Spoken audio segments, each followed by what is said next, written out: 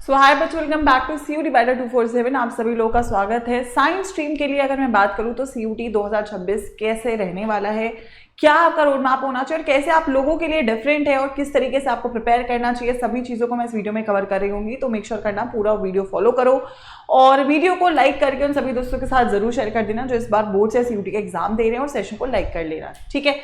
सबसे पहली बात अगर मैं बात करूं डायनेमिक्स की, देखिए साइंस स्ट्रीम के लिए डायनेमिक्स थोड़े डिफरेंट है, क्योंकि अगर मैं बात करूं दो कैटेगरी के अगेन स्टूडेंट्स है। एक मेरे पास रेगुलर स्टूडेंट्स है, ठीक है, जो बच्चे बोर्ड्स के साथ एग्जाम दे रहे हैं, और एक मेरे पास ड्रॉपर स्टूडेंट्स है जिन्होंने ड्रॉप लिया है, ठीक है। अगेन रेगुलर में भी मेरे पास दो कैटेगरी ऑफ स्टूडेंट्स है। एक वो जो कि बोर्ड्स के साथ साथ दे रहे हैं जेईई नीट और जेईई नीट के साथ पैरेलली प्रिपेयर कर रहे हैं CUET, ठीक है। डेफिनेटली यहाँ पे आपकी जो प्रिपरेशन है वो वेरी करेगी किस तरीके से आपको करना है, लेकिन अगेन आई हैव दो स्टूडेंट्स जो केवल CUT के लिए ड्रॉप ले रहे हैं, ठीक है। देखो डायनेमिक्स ऐसा है कि साइंस वाले बच्चों के लिए जो एग्जाम है वो डेफिनेटली थोड़ा सा लेवल अप रहता है, ठीक है। एंड यहाँ पे आपकी जो कट ऑफ है वो थोड़ी लो जाती है, ठीक है, बाकी स्ट्रीम्स के कंपेरिजन में, ठीक है। लेकिन अगर किसी बच्चे को साइंस का होने के साथ साथ स्ट्रीम चेंज करना है तो उसके लिए और टफ हो जाता है, क्योंकि बाकी बच्चे अपनी स्ट्रीम्स में स्कोर्स को कंपेयर कर रहे होंगे, लेकिन आपको साइंस में ही उतने नंबर लेकर आने पड़ेंगे अगर आपको स्ट्रीम चेंज करनी है CUT के थ्रू, तो ठीक है। तो ये बहुत इंपॉर्टेंट रहेगा कि इसको आप कैसे मैनेज करते हैं, और इसी के साथ ये जरूरी है कि किस तरीके से आप इसे प्लान कर रहे हैं। अगर मैं जेईई नीट की बात करूं तो आपको डेफिनेटली लास्ट में CUT के लिए एक एडिशनल प्रिपरेशन के लिए जो है रोड मैप प्लस जो उसका कंटेंट है वो फॉलो करना पड़ेगा, क्योंकि जेईई नीट अगेन अब बिट मोर डीप होता है। स्पेसिफिकली जेईई की मैं बात करूं, नीट का लेवल ऑलमोस्ट सेम होता है CUT जैसा। नीट और CUT क्योंकि क्लास 12th वाला जो सेक्शन होता है वो लगभग सेम होता है, तो आपको बहुत डिफरेंस नीट और CUT के पेपर में देखने को नहीं मिलता है ना, वो लगभग सेम होता है। लेकिन अगेन जब मैं नीट का पेपर की बात करती हूँ तो नीट का पेपर पहले होता है और CUT का पेपर बाद में होता है। सबसे पहले जेईई होता है, फिर नीट होता है, फिर CUT होता है। अगर किसी बच्चे का जेईई और नीट अच्छा नहीं हुआ है तो उसको CUT के लिए और प्रेशर बन जाता है और उसको फिर CUT के लिए थोड़ा एक्सटेंडेड वर्जन में रिविजन करना होता है, प्रैक्टिस करना होता है, ताकि वो इस एग्जाम को अच्छा कर सके, ठीक है। तो ये तो रही बात डायनेमिक्स की। अब अगर मैं सिलेबस की बात करूँ, पहली बात सिलेबस केवल क्लास 12th का है, ठीक है, और वो भी केवल आपकी NCERT है, ठीक है। अगर जैसे मैं केमिस्ट्री की बात करूं तो केमिस्ट्री में आपके केवल 10 चैप्टर्स हैं। अब आपका डिलीटेड पार्ट भी हट चुका है, ठीक है। सिमिलरली आपका फिजिक्स का, मैथ्स का और बायोलॉजी का सिलेबस है। तो अगर आप सभी लोग NCERT ओरिएंटेड पढ़ाई कर रहे हैं तो आपको बहुत दिक्कत नहीं आएगी। कैसे सब्जेक्ट्स में? केमिस्ट्री और बायोलॉजी में, क्योंकि केमिस्ट्री और बायोलॉजी प्योरली NCERT होगी। आपने प्रैक्टिस पे फोकस करना है और एक बार थ्योरी को बहुत अच्छे से पढ़ना है। लेकिन अगर मैं बात करूं आपकी फिजिक्स और मैथ्स की, तो यहाँ पे लेवल अप थोड़ा होता है। इसमें केवल NCERT काफ़ी नहीं होगी, इसमें आपको extra resources for practice use करने बहुत ज़्यादा इंपॉर्टेंट है। अगर आप केवल सोचो NCERT के क्वेश्चंस लगा के हो जाएगा तो वो आप लोग का पॉसिबल नहीं होगा। सिलेबस के लिए अगर मैं बात करूँ तो जो CUT की वेबसाइट है आप उस पर भी जाके सिलेबस को देख सकते हो, ऑलरेडी अपडेटेड है। बट मैंने आपको ओवरव्यू दिया है कि अब की जो न्यू NCERT, अगर आप अलग अलग बोर्ड्स के भी हो, जो न्यू NCERT है उसका सिलेबस जो है वो आपके CUT के सिलेबस में पूछा जाता है, ठीक है। एग्जाम पैटर्न की बेटा अगर मैं बात करूँ तो सिंपली आप सभी लोगों को पता है कि 50 क्वेश्चन है जो कि कंपल्सरी है, इसमें कोई चॉइस नहीं है, ठीक है। आपका जो पेपर है वो 250 मार्क्स का है, जिसमें आपके +5 फॉर राइट है और -1 फॉर रॉन्ग है, ठीक है। तो पेपर पैटर्न में अब चेंजेस हट गए हैं। अब आपको सारा ही पेपर अटेम्प्ट करना है। अब ऐसा भी नहीं है कि सब कुछ करके ही आना है, फिर बात स्मार्टली डिसाइड करना है कि कौन से क्वेश्चन को करना है कौन से को नहीं। अब जैसे अगर मैं इस बार केमिस्ट्री में बात करूँ तो एक बच्चा था जिसके 50 और 50 सही थे, उसके मार्क्स क्या कहते हैं नॉर्मलाइज होकर 247.6 थे। तो यहाँ पे मेरे साथ ऐसे 3 से 4 बच्चे थे जिन्होंने टॉप स्कोर अटेन किया था।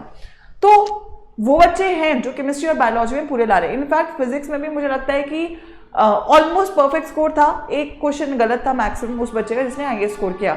लेकिन आपका जो कंपटीशन है केवल उस बच्चे से नहीं है जिसने हाईएस्ट स्कोर किया। आपको हायर परसेंटाइल में रहना है। मतलब अगर मैं बोलूँ 100 परसेंटाइल आपके टॉपर की है तो आपको मिनिमम 95 to 100 परसेंटाइल के बीच में रहना है अगर आपको एक अच्छा कॉलेज लाना है। दैट इज आवर गोल कि 95 से 100 परसेंटाइल के बीच में मेरा मार्क्स होने चाहिए, ताकि मेरे को कॉम्प्रोमाइज मेरे कॉलेज या कोर्स के साथ ना करना हो, ठीक है। अब कट ऑफ पे आते हैं। अगर आप साइंस स्ट्रीम में एडमिशन लेना चाहते हो, ठीक है, अच्छे कॉलेज में, तो आपका जो स्कोर है अगर वो 750 का हमारा पेपर बनेगा, क्योंकि हम पीसीएम पीसीबी काउंट होता है, तो लगभग अगर आपका 650 प्लस स्कोर है आउट ऑफ 750, ठीक है, तो आप लोग यहाँ से इजीली एक अच्छा कॉलेज ले लेंगे। और अगर मैं बोलूँ मिनिमम कौन सा कोर्स नंबर होने चाहिए अच्छे कॉलेज के लिए, तो अगर आपका 500 या 550 के आसपास स्कोर है तो भी आपको एक अच्छा कॉलेज यहाँ से मिलेगा साइंस में। लेकिन अगर आप स्ट्रीम चेंज करके आर्ट्स में जाना चाहते हो या कॉमर्स में जाना चाहते हो, तो आपको पता है वहाँ पे कट ऑफ हाई होती है, तो वहाँ पे आपकी लैंग्वेज भी काउंट होती है, तो वहाँ पे आपको 1000 में से मिनिमम 900 स्कोर रखना पड़ेगा, ठीक है। तो मतलब आपको साइंस में पीसीएम प्लस इंग्लिश मिला के इतना स्कोर करना पड़ेगा अगर आप स्ट्रीम चेंज करना चाहते हो, ठीक है। साइंस में एडमिशन लेना still it is a bit easy, क्योंकि वहां पे कट ऑफ कम है। अब कट ऑफ कम भी क्यों ही है, क्योंकि पेपर टफ है और बच्चा उतना फुल स्कोर नहीं करता। लेकिन आर्ट्स और कॉमर्स में आपको पता है कट ऑफ ज्यादा है, क्योंकि वहां पे फुल स्कोर्स ज्यादा होते हैं, तो वो डायरेक्टली दिख जाएगा, रिफ्लेक्ट होगा वो आपके मार्क्स में। पेपर ईजी है तो again paper easy and again आपका जो स्कोर है वो अटेनेबल है तो कट ऑफ ज्यादा होगी, पेपर टफ है तो कट ऑफ कम होगी, तो दोनों चीजें वाइस वर्सा चलेंगी। इसके अकॉर्डिंग ही आपको प्रिपरेशन करना होगा। मेरे हिसाब से आपका जो प्लान है अब अक्टूबर जा रहा है, ठीक है, नवंबर से दिसंबर आपका गोल होना चाहिए सिलेबस डिटेल्ड में कंप्लीट हो, ठीक है, डिटेल में कंप्लीट होना चाहिए। मतलब इसमें आपको प्रैक्टिस पे थोड़ा फोकस कम भी करो चलेगा, लेकिन कंसेप्ट बहुत क्लियर होना चाहिए दिसंबर तक, क्योंकि उसके बाद आपको समय नहीं मिलेगा, ठीक है। जनवरी से फेब आपका गोल होना चाहिए, अगर बोर्ड्स का है तो बोर्ड्स के लिए आपको सैम्पल पेपर और रिवीजन पे जाना ही है, ठीक है। अदरवाइज आप लोगों को यहाँ पे फोकस करना है टेस्ट को स्टार्ट करना, PYQs को स्टार्ट करना और रिवीजन करना। अगर बोर्ड्स के बच्चे हैं तो सैम्पल पेपर पे फोकस करेंगे, ठीक है। यहाँ पे एक क्रिस्प रिवीजन लगेगा। और जो फाइनल मंथ है बच्चों मार्च और अप्रैल का, इसमें आप कुछ भी नया नहीं पढ़ोगे। अब यहाँ पे आप लगभग ये समझना 50:50 का रेशो रहेगा। 50% आप लोगों का टेस्ट और PYQs रहेंगे और 50% आपका शॉर्ट रिवीजन साइकिल रहेगा। और शॉर्ट रिवीजन साइकिल भी मैं ऐसे बोलूंगी कि लगभग आपको 2 से 3 रिवीजन साइकिल करनी है पेपर से पहले, आखिरी के महीने में, ये आपको याद रहेगी।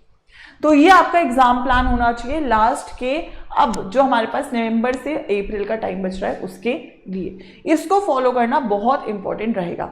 Also let me tell you, ये शुरुआत आपको अभी से करनी चाहिए, क्योंकि अभी आप सभी लोगों की जो प्रिपरेशन है उसे बूस्ट करने के लिए दिवाली है, और दिवाली के सबसे बड़े जो आपके ऑफर्स हैं, जो आपके ऑफरिंग्स हैं, CUET अड्डा की आपकी चल रही है और मैक्सिमम बच्चों ने इसका बेनिफिट उठाया भी है। तो अगर आप कंफ्यूज थे कि शुरू करना भी चाहिए नहीं करना चाहिए, तो करना चाहिए। अब अगर आप ऐसे बच्चों जो बहुत स्मार्ट है, उसके बेसिक्स क्लियर है, उसको बस प्रैक्टिस की लास्ट मोमेंट जरूरत पड़ती है, तो आप खुद से पढ़ाई करो। लेकिन अगर आप एक ऐसे स्टूडेंट हो जिसका बेसिक स्ट्रॉन्ग नहीं है, जिसके नंबर नहीं आते हैं, अभी भी बोर्ड्स में नहीं आ रहे हैं, हाफ ईयरली में भी नहीं आ रहे हैं, तो आपको रिस्क नहीं लेना चाहिए, क्योंकि आपको ये साल ड्रॉप नहीं करना है किसी हालत में। और अगर आप ड्रॉप ले रहे हो तो फिर तो आपको शॉर्ट रिस्क नहीं लेना चाहिए।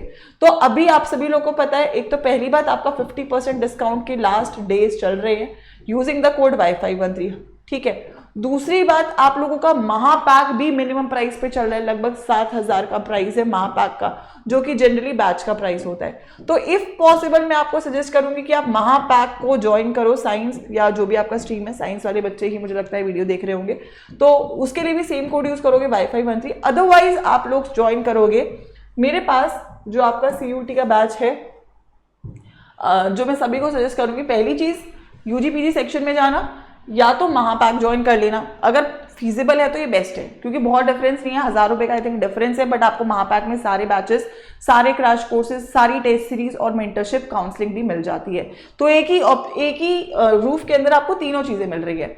लेकिन अगर आप सिंगल बैच लेना चाहते हो तो आई विल सजेस्ट आप लोग ज्वाइन करोगे एम्बिशन बैच को, ठीक है। एम्बिशन बैच में आपको पूरा कवर करवाया जाएगा CUET, प्लस इसमें क्लास 12 का क्रैश कोर्स भी फ्री रहेगा, ठीक है। आप लोग बाय नाउ पे जाएंगे, कोड यूज करेंगे Y513, आप इसके साथ बैच को ज्वाइन करेंगे। This is the minimum price जो बैच का चल रहा है। इस प्राइस में आपको 2 बैचेस मिल रहे हैं मिनिमम, विच इज क्लास 12 का क्रैश कोर्स, CUET का बैच, CUET के सारे subjects, language, GET, test series के साथ कवर्ड होंगे। प्लस आप जैसे ही बैच को ज्वाइन करते हो, उस कोड के साथ आपको स्पिन द व्हील का ऑप्शन भी मिलेगा, जिसमें आपको एक्स्ट्रा गिफ्ट्स भी मिल सकते हैं। तो make the most of it, right time to start. I don't think there is anything जो आपको डिले करनी चाहिए। कोई भी डाउट है आपकी प्रिपरेशन को लेकर, let me know in the comment section and make a start, क्योंकि इस वक्त अगर आप शुरू नहीं करोगे बच्चों, तो वो लोग जो आपसे पहले पढ़ रहे हैं और वो लोग जो स्मार्ट है, जो खुद से भी कर लेते हैं, वो आगे निकल रहे हैं। तो आपको अपने लिए डिसीजन लेना है कि क्या आपको इस स्टार्ट की ज़रूरत है और क्या आपको हेल्प की ज़रूरत है, और अगर है तो इस कॉल को लीजिए और यहाँ पे चीज़ों को स्टार्ट करें। And I think this is the push that you need, कि डिस्काउंट्स मैक्सिमम हैं, गिफ्ट्स बहुत सारे हैं, ऑप्शंस बहुत सारे हैं। आई थिंक मेक की ये दिवाली आप लोग के लिए सिलेक्शन जरूर लेकर आए। गो फॉर इट, ये मेरा कोड है, इसके साथ आप ज्वाइन करेंगे। और कोई भी डाउट है तो आप मुझे मेरी ईमेल पे भी मेल कर सकते हैं, विच इज़ ayushi.sharma@adda247.com।